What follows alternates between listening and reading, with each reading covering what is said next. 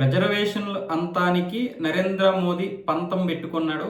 ఆ విధంగా మొత్తం రిజర్వేషన్లన్నింటినీ నాశనం చేయాలని పక్కా ప్లాన్ తోటి ఉన్నాడని చెప్పి నిన్న ఖర్గే, సోనియా గాంధీ, రాహుల్ గాంధీ, ప్రియాంక గాంధీ వీళ్ళందరూ మాట్లాడారు. అందులో సోనియా గాంధీ గారు లేరు, కానీ మిగతా ముగ్గురు అయితే ఉన్నారు. ముఖ్యంగా ఖర్గే గారు ఏమంటున్నారంటే మొత్తం ఇప్పటి వరకు ఖాళీలు ఏవైతే ఉన్నాయో 8 లక్షలకు పైగా ఖాళీలు ఉన్నాయి. రైల్వే వ్యవస్థ కావచ్చు, మిగతా వ్యవస్థలో కావచ్చు, వాటన్నింటినీ కూడా ఇప్పటి వరకు భర్తీ చేయలేదు. భర్తీ చేయకపోవడానికి ప్రధాన కారణం ఏంటంటే రిజర్వేషన్లు తీసేయడానికి పక్కా ప్లాన్ చేస్తున్నారు. ఈ రిజర్వేషన్లు తీయాలనే ఉద్దేశంతో వీళ్ళు ఈ విధంగా చేస్తున్నారు. కొన్ని కోట్ల మంది ఇంకా నిరుద్యోగులు ఉన్నారు. అటువైపు చూస్తే నిరుద్యోగులు ఉన్నారు, ఇటువైపు చూస్తే భర్తీలు ఉన్నాయి, ఖాళీలు ఉన్నాయి. మరి ఎందుకు వాటిని భర్తీ చేయలేదు అని అడుగుతున్నారు. ఇది కేవలం ఎవరికంటే ఎస్సీ, ఎస్టీ, ఓబీసీ ఇలాంటి రిజర్వేషన్లు కలిగినటువంటి వారికి మాత్రమే ఇది అన్యాయం చేయడానికి పక్కా ప్లాన్ తోటి చేస్తున్నారు అన్నాడు.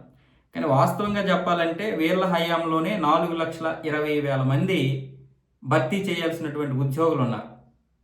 2014 నాటికే 4,20,000 భర్తీ చేయాల్సి వస్తే అప్పుడు ఎన్నోసార్లు విద్యార్థులు వీళ్ళు నిరుద్యోగులు అడిగితే కనీసం పట్టించుకోలేదు.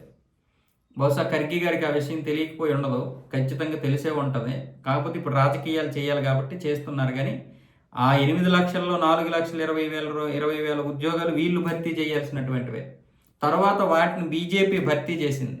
భర్తీ చేసిన తర్వాత మళ్ళీ ఇప్పుడు ఖాళీలు ఏర్పడ్డాయి. రిజర్వేషన్ తీసేస్తారు అంటే ఖచ్చితంగా రిజర్వేషన్లు తీసేస్తే మంచిదే. కానీ ఆ రిజర్వేషన్లు ఏదైతే రిజర్వేషన్లు పొందుతున్నారో వాళ్ళ జీవితాలు ఇప్పటి వరకు మారలేదు కాబట్టి దానికి ఒక పరిష్కారం చూడాలి.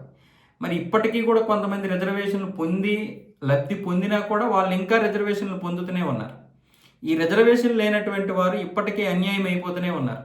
మనకు ఇప్పుడు చూసుకున్నట్లయితే మనం రిజర్వేషన్ కంటే కూడా ఆర్థిక పరమైనటువంటి వ్యత్యాసాలే మనలో ఎక్కువ ఉన్నాయి మన దేశంలో.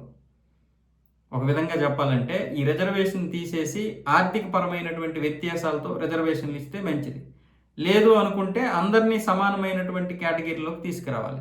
పోనీ కుల వివక్షను తీసేద్దాము అంటే కుల వివక్షని తీసేయడానికి లేదు, ఎందుకంటే మాకు అన్యాయం జరుగుతుంది అని కొంతమంది ఇప్పుడు రిజర్వేషన్లు పొందుతున్నటువంటి వారు ఏమంటున్నారంటే రిజర్వేషన్లు తీసేస్తే మాకు అన్యాయం జరుగుతుంది కదా అని చెప్పి అంటున్నారు.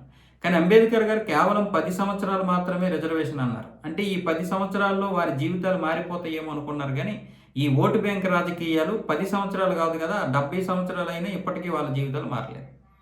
అంటే అందరివి కాదు, కొంతమంది మారినా కూడా ఇంకా అలాగే ఉన్నారు. ఐఏఎస్, ఐపీఎస్ ఆఫీసర్లు అయిన వాళ్ళు కూడా ఇంకా రిజర్వేషన్లు పొందుతామంటే ఇంకా దానికి ఏం అర్థం ఉంటుంది? అది అర్థం చేసుకోవాలి. కాబట్టి ఇప్పుడు ఖర్గే గారు ఈ రిజర్వేషన్ రాజకీయం ఎందుకు పెట్టుకున్నారంటే మైనారిటీలందరినీ వాళ్ళకి దగ్గర చేసుకొని బీజేపీకి దూరం చేయాలనే ఉద్దేశంతో ఈ యొక్క అలిగేషన్ చేస్తున్నారు. కానీ వీళ్ళు చేసింది కూడా అంతే. వీళ్ళు కూడా ఏమి రిజర్వేషన్ల ద్వారా ఎవరి జీవితాలు ఏమి బాగుపరచలేదు. వాస్తవంగా చెప్పాలంటే 60 సంవత్సరాలు పరిపాలించినప్పుడు ఎవరి జీవితాలు బాగుపడ్డాయి? మేము పేదరిక నిర్మూలన చేస్తామని ఏ రోజైనా అన్నారా?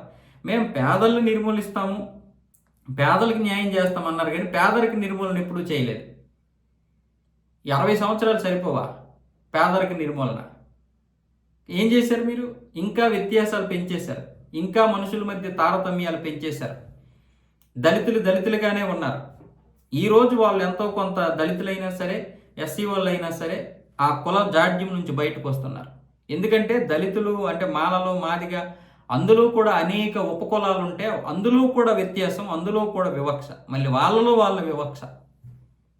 కానీ ఈరోజు ఆర్థిక పరంగా బలపడుతుంటే ఇంకా కులం అనేది ఉండదు అని చెప్పి ఎన్నో రోజులు ఎన్నో విధాలుగా ఎన్నో సందర్భాల్లో నిరూపించడమైంది. కాబట్టి ఇప్పుడు ఈ రాజకీయాలు చేస్తున్నది ఎవరు అంటే కాంగ్రెస్ చేస్తుంది రిజర్వేషన్ రాజకీయం. ఖర్గే గారికి అన్నీ తెలుసు, కానీ కొన్ని ఇష్టం లేకపోయినా పైన ఉన్నటువంటి వారు చెప్పమనే విధంగా చెప్తా ఉంటాడు. అలాగే ఆయన భావజాలం కూడా అంతే.